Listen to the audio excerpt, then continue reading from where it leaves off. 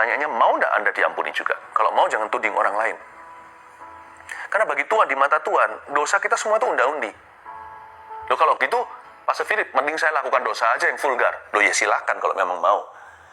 Orang mikir-mikir tentang orang lain yang dia benci, biar dia mati ya. Sama kalau orang itu sungguhan membunuh.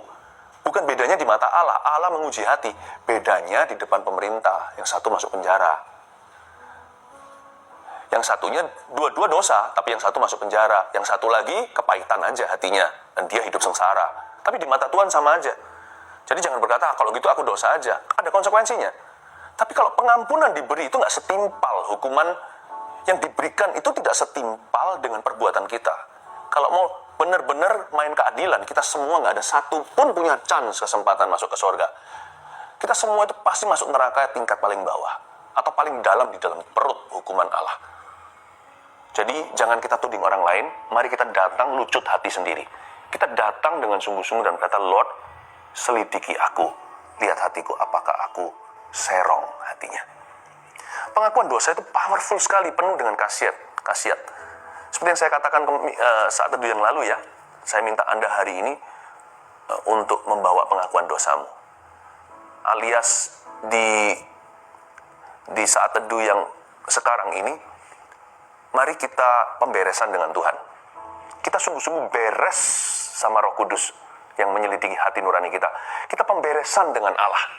Supaya apa? Supaya setelah saat teduh ini, kita memasuki halaman yang baru. Mari kita sekarang baca ayatnya di suatu surat Yohanes yang pertama, pasal yang kedua, ayat pertama. Surat Yohanes yang pertama, 1 Yohanes 2, ayat yang ke-1, dan ayat yang ke-2. 2 ayat aja ya hari ini, tapi saya dalami. Kristus pengantara kita, di dalam judul Alkitab Indonesia. Catat di catatan khotbah Anda untuk saat teduh, judulnya begini, makna pengakuan dosa. Kita baca ayat pertama. Anak-anakku, hal-hal ini kutuliskan kepadamu, supaya kamu jangan berbuat dosa. Namun jika seorang berbuat dosa, kita mempunyai seorang pengantara pada Bapa, yaitu Yesus Kristus yang adil. Dan ia adalah pendamaian untuk segala dosa kita.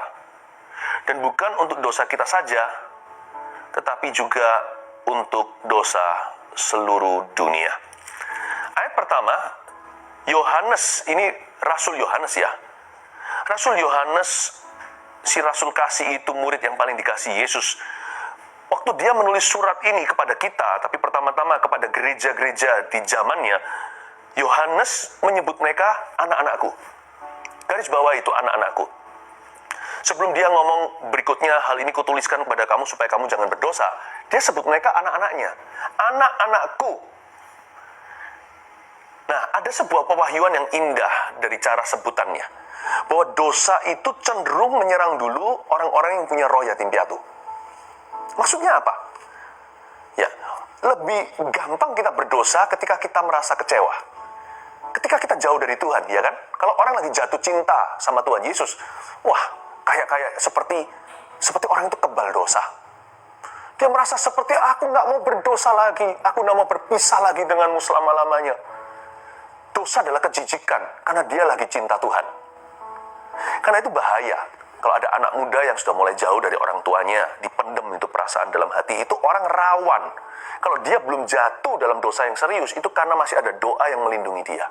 Tapi berapa lama dia bisa bergantung dengan doa orang lain? Sebab satu titik setan akan menuntut dia. Kok enak dia numpang doang. Ada satu waktu Tuhan akan izinkan orang itu mengalami apa yang menjadi pilihan hatinya. Cepat lambat kalau dibiarkan terus-menerus dia nggak bertobat.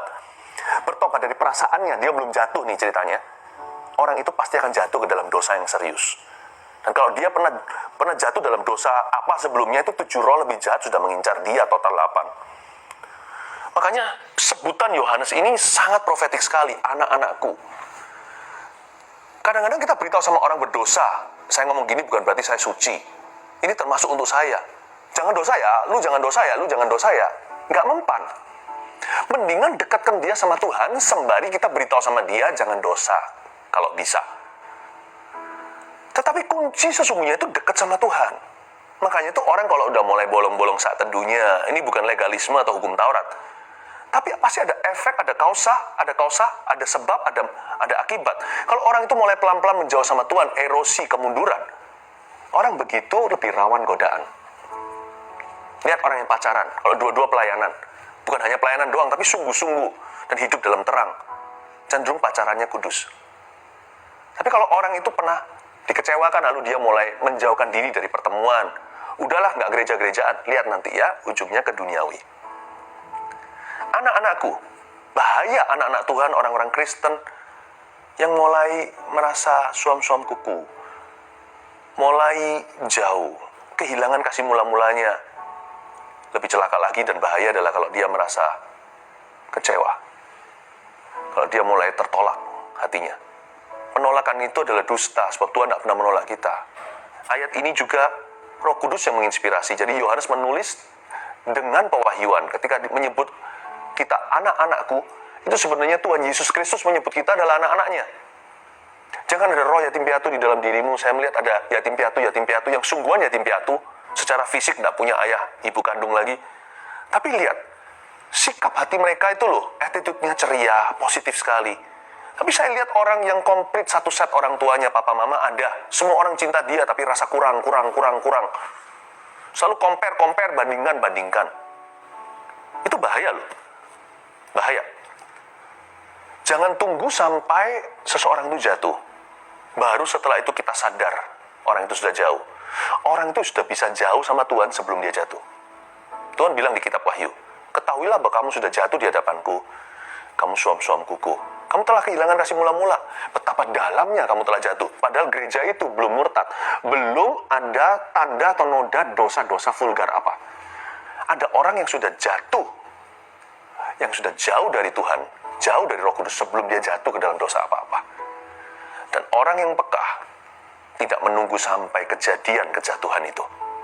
Dia akan berbalik kepada Tuhan. Anak-anakku, ini powerful sekali. Roh Kudus itu begitu lembut, begitu tipisnya. Dia bisa masuk ke dalam sela-sela hati kita yang tidak terdeteksi. Bahkan ketika kita itu melayani di gereja atau kita di dalam kalayak orang ramai, orang nggak bisa ngerti, padahal kita masih rohani. Tapi Roh Kudus bisa masuk demikian jelinya dan menemukan bahwa kita sudah menjadi yatim piatu, bukan lagi anak Tuhan. Kalau Anda ada yang merasa tertolak, cepat-cepat bertobat dari perasaanmu itu. Anda yang mulai mengeluh, Anda yang mulai jauh, Anda yang mulai kecewa, cepat berbalik, lari dari Babilonia. Anak-anakku, hal ini kutuliskan kepadamu, supaya kamu jangan berbuat dosa. Supaya kamu jangan berbuat dosa. Ini adalah kalimat yang menunjukkan God's desire for every Christian. Sebenarnya for everyone in this world. Tapi kita realistis saja. Ini adalah kerinduan Tuhan bagi anak-anaknya, untuk setiap orang Kristen yang lahir baru, terutama. This is God's desire, so you will not sin. Supaya kita jangan berbuat dosa. Ya, dan Tuhan, karena Tuhan itu begitu rindu, Tuhan itu adil, Tuhan itu benar. Jadi Tuhan nggak pernah gini loh. Tuhan punya kerinduan, lalu tidak memberikan kepada kita tools atau alatnya untuk mencapai hal tersebut. Tuhan nggak suruh kita makan, lalu simpan sendoknya. Ya kan, Tuhan nggak suruh kita bertobat, tanpa terlebih dahulu dia korbankan putranya di Kalvari. Untuk setiap orang yang bertobat, memperoleh pengampunan secara legal di hadapan Tuhan. Our God is provider. Allah kita itu menyediakan, dan dia telah menyediakan segala sumber daya di bumi dan langit, di sorga dan dunia, agar kita bisa hidup berkemenangan terhadap dosa. Paling sedikit, paling tidak, at least, ya, persediaan atau penyediaan Allah bagi kita untuk menang dari dosa adalah darah anak domba. Darah anak domba Allah, ya. Sejatuh-jatuh kita itu masih punya darah. Lebih bagus dari darah Habil yang innocent atau yang lugu itu, yang dibunuh sama kokonya namanya Kain, yang berseru dari tanah kepada Allah. Allah mendengarkannya dan tanya sama kakaknya, di mana adikmu? Lalu Kain menjawab, apakah aku ini menjaga adikku? Kalau darah seorang martir bisa berseru, apalagi darah Yesus. At least we have the blood. Untuk kita menang atau hidup berkemenangan terhadap dosa, kita semua ini yang sudah ditebus oleh darah Yesus, kita punya akses langsung kepada darah Yesus di Kalvari atau Golgota. At least, paling tidak, ada darah Tuhan yang mengcover kita. Saat kita jatuh, kita tidak harus terus ke bawah sampai tergeletak. Kita bisa bangkit lagi, apapun konsekuensinya. Karena darah itu berseru dari tanah, menyambut kita, dan berseru untuk kita kembali kepada Tuhan. We have the blood, at least paling sedikit. Tapi alangkah indahnya bukan darah anak domba saja. Alangkah indahnya kalau kita dilengkapi dengan pengurapan untuk taat. Roh Kudus diberikan kepada kita itu kan kuasa kebangkitan. Bukan hanya kematian Yesus. Roh Kudus diberikan kepada kita, pribadi ketiga Allah Tritunggal ini ditaruh di dalam diri kita ini kan supaya kita hidup berkemenangan, karena roh di dalam kita lebih besar daripada roh-roh yang ada di dalam dunia yang selalu menggocoh, menggoda, yang selalu ingin menjatuhkan dan meruntuhkan kita dan memisahkan kita dari Allah kita. Roh Kudus itu ditaruh di dalam diri kita sehingga kita tidak bisa berpisah dari kasih Kristus. Kita tidak bisa lagi separated from the love of Christ. Alangkah baiknya kita nggak hanya bergantung dengan darah. Makanya kalau kita perjamuan kudus kan nggak hanya mengambil cawan yang melambangkan darah Yesus, tapi kita juga ambil tubuh. Kita juga ambil tubuh, the word becomes flesh.